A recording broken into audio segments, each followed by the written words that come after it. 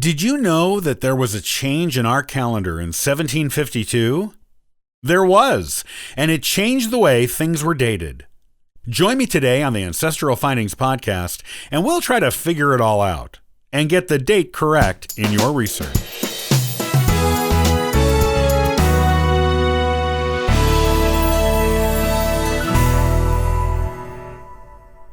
If you've done genealogy for any length of time, you have probably come across a date that is listed as two possible dates.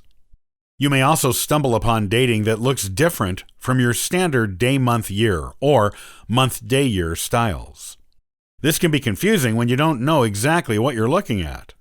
Of course, you want to know what the real dates are, as this is important to the accuracy of your research, as well as your understanding of it. So, let's take a look at two common dating issues in genealogy research: double dating and odd-looking dating. As far as double dating goes, you will almost certainly eventually come across this if you go back far enough in time into colonial America or England or Great Britain in the 18th century. In fact, the pivotal year for double dating is 1752. That was the year that England changed its calendar from the Julian to the Gregorian. This calendar change made the first day and first month of the year different from what it had been previously.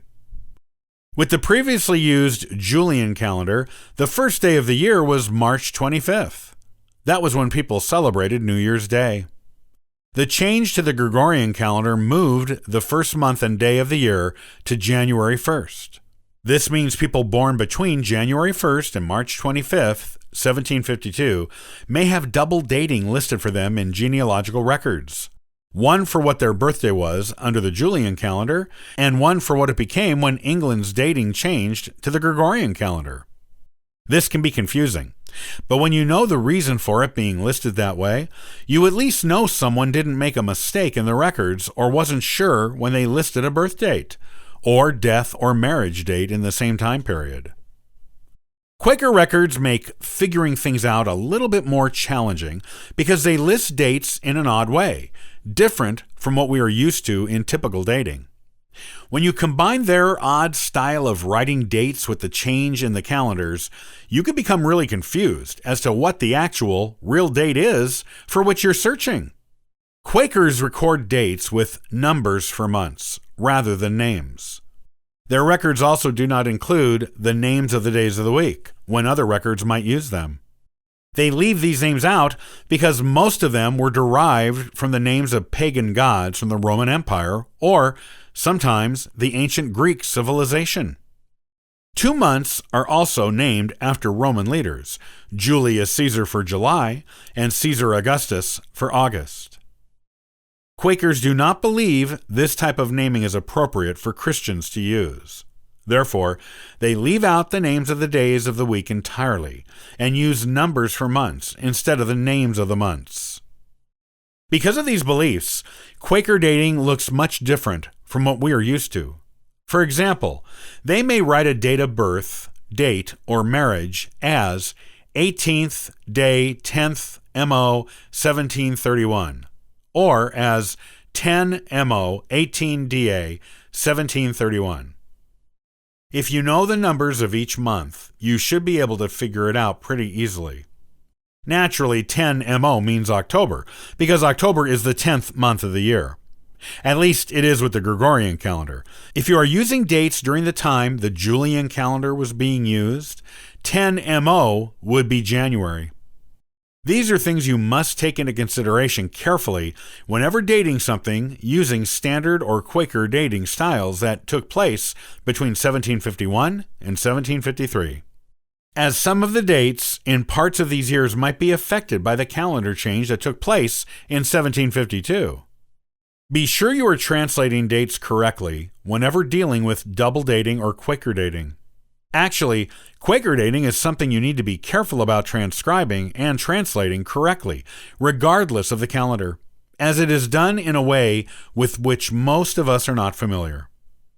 It is also very important to verify Quaker dates, even in recorded sources. That is because people who transcribe those dates for published works, such as books about genealogy or history, may have misinterpreted them and transcribed them incorrectly.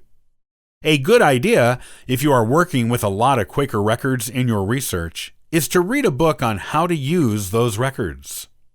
The uniqueness of Quaker records means that there are plenty of genealogy books written about them. You can educate yourself quite well with most of those books. So choose the one you like to read. The English changed from the Julian to the Gregorian calendar because the Julian one did not accurately reflect the amount of time it took the Earth to revolve around the Sun. When the change was made, there were 11 days skipped in September of 1752, and there was a February 30th that year in England. While England and the American colonies were the first to adopt the new calendar, other countries eventually did too. It took 300 years for all the nations on Earth to adopt the Gregorian calendar, which is named after the Pope who ordered and authorized the change, Pope Gregory VIII.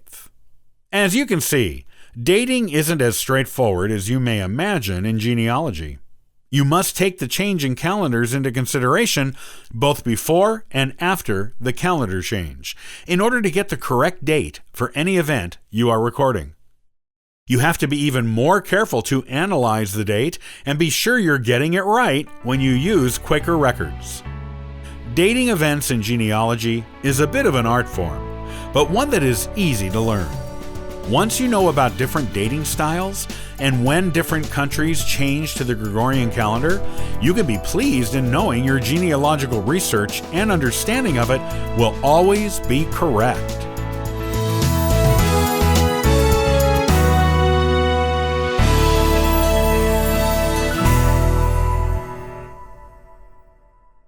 Next time on the Ancestral Findings podcast, I'll answer the questions, who was Thomas Jefferson?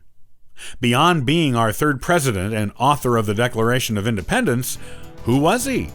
Where did he come from? What was his family like? And what other contributions did he make to our country? Copyright by Ancestral Findings, all rights reserved.